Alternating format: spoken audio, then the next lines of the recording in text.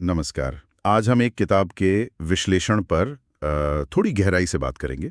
किताब है truth without apology और हमारे पास इसका एक विश्लेषण है। तो कोशिश रहेगी कि इस विश्लेषण के जरिए किताब के जो मूल विचार हैं, जो उसकी खासियत है, उसे समझें। ये विश्लेषण लगता है खास उन लोगों के लिए है जो जीवन की सच्चाइयों को बिना किसी लाग लपेट के एकदम सीधे सीधे जानना चाहते हैं।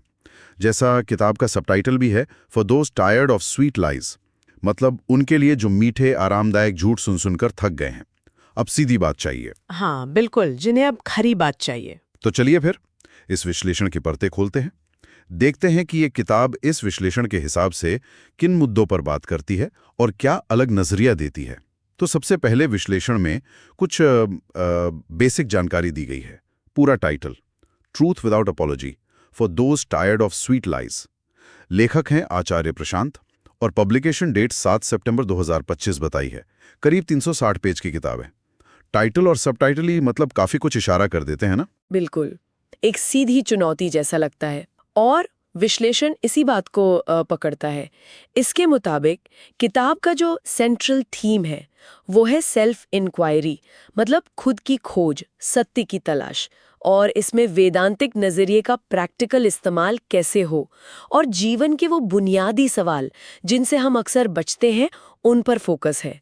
विश्लेषण साफ कहता है कि ये उन लोगों के लिए है जो ऊपरी जवाबों से संतुष्ट नहीं होते, जिन्हें गहराई चाहिए, भले ही वो थोड़ी असहज क्यों ना लगे। हाँ, ये बात विश्लेषण बार बार उठाता है कि किताब तसल्ली देने के लिए नहीं है, सांत्वना नहीं, बल्कि सच से सीधा सामला। तो ऐसा लगता है विश्लेषण कह रहा है, भाई कड़वी गोली के लिए तैयार रहो। सही। क्या विश्लेषण ये बात बताता है कि इस सीधी बात का बेसिस क्या है, मतलब किस आधार पर ये बातें कही जा रही हैं? हाँ, बताता है। विश्लेषण के मुताबिक आधार वेदांतिक दर्शन है, लेकिन प्रेजेंटेशन बहुत अकादमिक या थ्योरेटिकल नहीं है। जोर प्रैक्टिकल अनुभव पर है, सीधी समझ पर, मतलब फिलॉसफी को जीवन में उतारने की बात है, सिर्फ दिमाग में रखने की नहीं।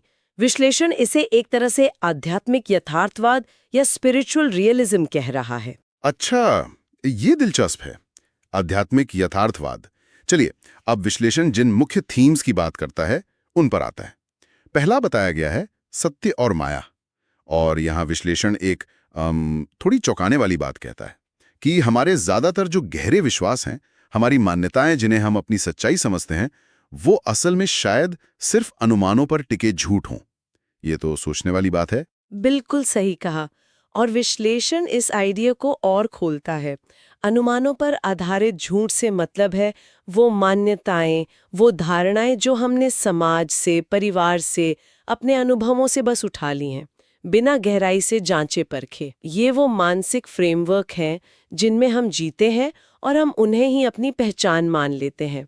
विश्लेषण इस पर जोर देता है कि इन खुद के बनाए या समाज के दिए झूठों को पहचानना और इनसे फ्री होने की कोशिश करना ही असल में स्वतंत्रता की तरफ पहला कदम है। ये हमारी पूरी कंडीशनिंग पर ही सवाल उठा देता है। तो ये सिर्फ बाहरी दुनिया का भ्रम नहीं, ये हमारे अपने मन के अंदर जो जाल बुने हैं उनकी बात ज्यादा है। हाँ बिल्कुल। ये तो काफी पर्सनल और सीधी चुनौती हो गई। जी, विश्लेषण इसी व्यक्तिगत चुनौती पर फोकस करता है। बाहरी हालात से ज्यादा वो हमारी अंदरूनी स्थिति पर ध्यान देता है, और यहीं से विश्लेषण हमें अगले इम्पॉर्टेंट टॉपिक पे ले जाता है।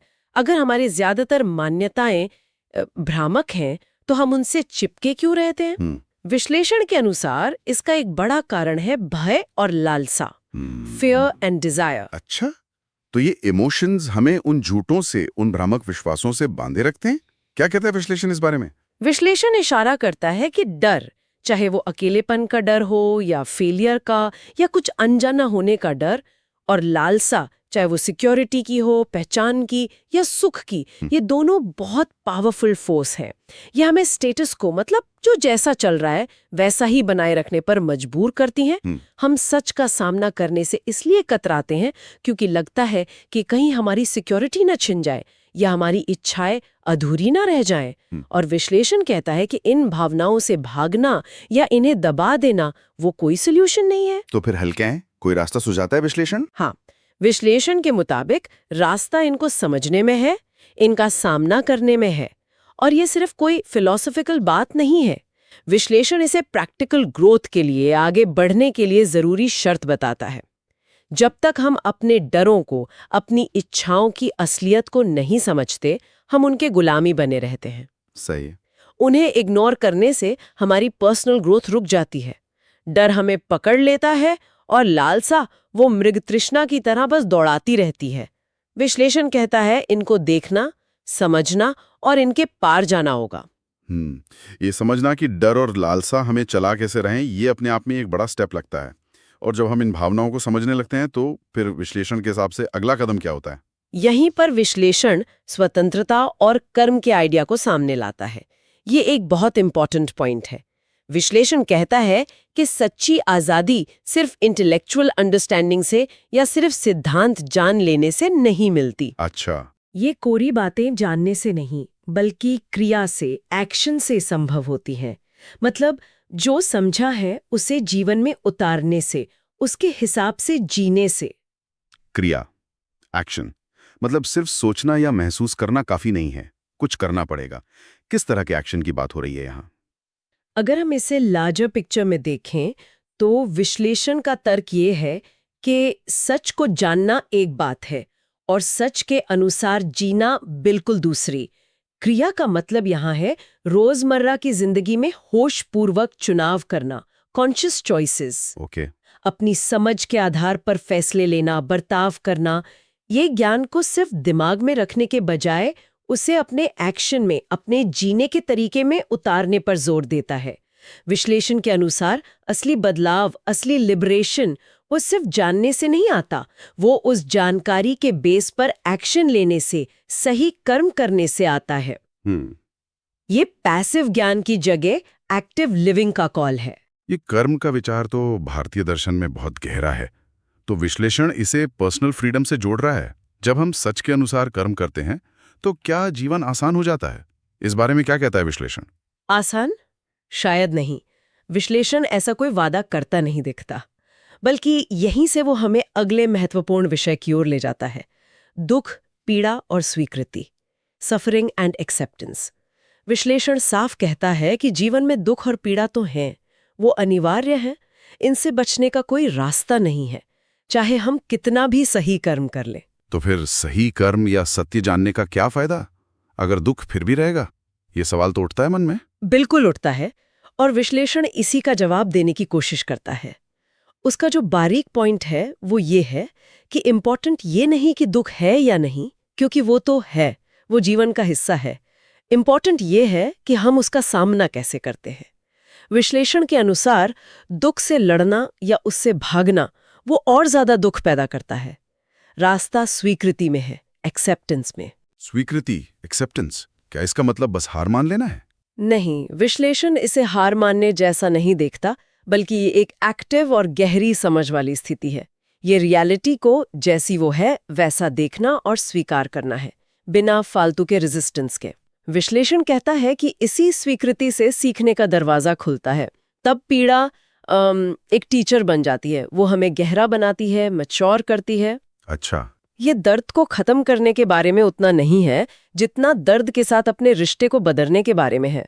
दर्द को दुश्मन मानने के बजाय उसे जीवन की सच्चाई के एक हिस्से की तरह स्वीकार करना। ये नजरिया तो काफी अलग है। दर्द से भागने के बजाय उसे स्वीकारना और उससे सीखना। हाँ, ये चुनौतीपूर्ण तो लगता है। और हमारे दुख का एक बड़ा सोर्स तो अक्सर हमारे रिश्ते होते हैं ना? क्या विश्लेषण इस पर भी बात करते हैं? विश्लेषण का जो आखिरी मुख्य विषय है वो यही है, रिश्ते और आत्मा, रिलेशनशिप्स एंड द सेल्फ। ये बताता है कि दूसरों के साथ हमारे जो संबंध है, हमारी उम्मीदें, हमारी डिपेंडेंसीज, ये सब हमारी मेंटल स्टेट पर, हमारी शांति या अशांति पर गहरा असर डालते हैं। हम अक्सर दूसरों से वो चाहते हैं जो वो दे नहीं सकते, या हम खुद वो देने लगते हैं जो हमारे पास है ही नहीं। ये उलझनें चलती रहती हैं। तो रिश्तों की सुलझन का विश्लेषण क्या समाधान बताता है? विश्लेषण का जो सेंट्रल मैसेज है यहाँ वो बहुत क्लियर है, और ये पिछले सारे थीम्स को एक तरह से जोड़ता भी है। पहले स्वयं को जानो, नो दाई सेल्फ। जब तक हम खुद को नहीं समझते, अपनी ज़रूरतें, अपने डर, अपनी लिमिटेशंस, अपनी एक्सपेक्टेशंस, जब तक इन्हें नहीं पहचानते, तब तक हमारे रिश्ते उलझे ही रहेंगे। हम अनजाने में अपनी अधूरी इच्छाएं और डर दूसरों पर प्रोजेक्ट करते रहते हैं। विश्लेषण इस बात पर जोर देता है कि सेल्फ नॉलेज, आत्मज्ञान ही बाहरी रिश्तों को सही मायने में समझने और निभाने की कुंजी है, चाबी है। ये पहले स्वयं को जानो वाली बात तो कई फिलॉसफीज में है। यहाँ विश्लेषण इसमें क्या खास जोड़ रहा है? विश्लेषण इसे सिर्फ एक मॉरल टीचिंग की तरह नहीं रखता। ये इसे रिश्तों की जो प्रैक्टिकल रियलिटी है उससे जोड़ता है। इसके अनुसार जब हम आत्मज्ञान की तरफ बढ़ते हैं तो हम अपनी इमोशनल डिपेंडेंसी कम करते हैं। अच्छा। हम रिश्तों में ज्यादा क्लैरिटी और ईमानदारी ला पाते हैं। हम ये समझने लगते हैं कि सामने वाला इंसान भी अपनी सीमाओं और कंडीशनिंग से बंधा हुआ है। इससे एक्सपेक्टेशंस यथार्थवादी होती हैं, टकराव कम होते हैं। विश्लेषण सवाल उठाता है, क्या खुद को जानने से रिश्ते आसान हो जाते हैं?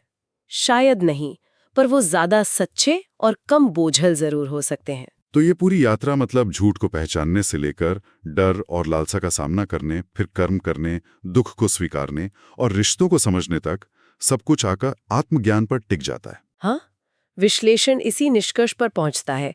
ये आत्मज्ञान को कोई मिस्टीरियस चीज नहीं बताता, बल्कि जीवन की सच्चाइयों का सीधा सामना करने का एक नतीजा, एक परिणाम बताता है। तो कुल मिलाकर ये विश्लेषण इस किताब को कैसे दिखाता है? मतलब अगर कोई इसे पढ़े तो उसे क्या एक्सपेक्ट करना चाहिए? विश्लेषण इसे एक चुनौतीपूर्ण और प्रेरक, मतलब चैलेंजिंग और इंस्पायरिंग किताब की तरह दिखाता है। ये कोई हल्की फुल्की सेल्फ हेल्प गाइड या कहानी नहीं है। ये पाठक से सीरियस आत्ममंथन, इंट्रोस्पेक्शन और स्वयं की गहरी पड़ताल की मांग करती है। विश्लेषण साफ करता है कि लेखक पाठक को कोई झूठा आराम या फॉल्स कंफर्ट नहीं देते। वो पाठक को सीधे, बिना किसी लाग लपेट के, निर्धारित और निष्कपट सत्य से रूबरू कराते हैं। और विश्लेषण में कुछ खास शब्द भी थे, जैसे पृथ्वी सत्य और धारणाओं को जला देना। इनका क्या मतलब है? पृथ्वी सत्य से विश्लेषण का इशारा शायद उस सच्चाई की तरफ है जो एकदम जमीनी है, रॉ है, जिसमें कोई मिलावट नहीं, कोई शुगर कोटिंग नहीं, आइडियलिस्टिक या फैंसी नहीं, बल्कि वास्तविक जीवन की ठोस सच्चाई। ओके। और धारणाओं को जला देना का मतलब है उन पुरानी, लिमिट करने वाली मान्यताओं, विश्वासों, कंडीशनिंग से मुक्त होना जिन्हें हम अनजाने में पकड़े रहते हैं। ये एक तरह की मेंटल क्लीनिंग प्रोसेस है, ताकि जीवन में आत्मिक स्पष्टता, मतलब क्लैरिटी आ सके, चीजें साफ साफ दिखें बिना भ्रम के। तो इसका मतलब ये हुआ कि ये किताब इस विश्लेषण के हिसाब से सिर्फ पढ़ने के लिए नहीं है। ये पाठक से एक्टिव पार्टिसिपेशन मांगती है, असुविधाजनक सच का सामना करने का साहस मांगती है और अपनी ही मान्यताओं पर सवाल उठाने की इच्छा। ये कोई आरामदायक सफर नहीं लगता। बिल्कुल नहीं। विश्लेषण यही अंडरलाइन करता है। ये उन लोगों के लिए है जो सच में बदलाव चाहते हैं, जो अपने कंफर्ट जोन से बाहर निकलने को तैयार हैं और जो जवाबों के लिए मेहनत करने को तैयार हैं। ये एक तरह का इन्विटेशन है गहरे पानी में उतरने का। तो आज हमने ट्रूथ विदाउट अपॉलॉजी के विश्लेषण से जो मुख्य विचार उभरे हैं उन्हें समझने की कोशिश की। ये विश्लेषण एक ऐसे रास्ते की तस्वीर पेश करता है जो आत्मज्ञान की ओर ले जाता है। एक सीधा, बिना लीपापोती वाला, एक्शन ओरिएंटेड रास्ता। यह भ्रम, भय और पीड़ा का सामना करने की बात करता है, बिना किसी मीठे झूठ के पर्दे के पीछे छुपे। ये वेदांतिक विचारों पर आधारित है, लेकिन जैसा विश्लेषण बताता है, इसका फोकस कोरे सिद्धांत पर नहीं, बल्कि जीवन के ठोस, प्रैक्टिकल अनुभवों पर है। और जाते जाते सोचने के लिए एक सवाल। ये विश्लेषण बार बार मीठे झूठों का सामना करने पर, उन आरामदायक धारणाओं को चैलेंज करने पर जोर देता है जो हमें सच से दूर रखती हैं। तो ये सोचने वाली बात है कि हमारे रोजमर्रा के जीवन में, हमारे समाज में, हमारे रिश्तों में और खुद हमारे अपने मन के अंदर ऐसे कौन से गहरे बसे मीठे झूठ हो सकते हैं जिन्हें हम सच मानकर जी रहे हैं। इन विचारों से जुड़ने के बाद ऐसे कौन से झूठ हो सकते हैं जिन्हें चुनौती देना सबसे मुश्किल लगे, पर शायद सबसे ज्यादा फायदेमंद भी साबित हो।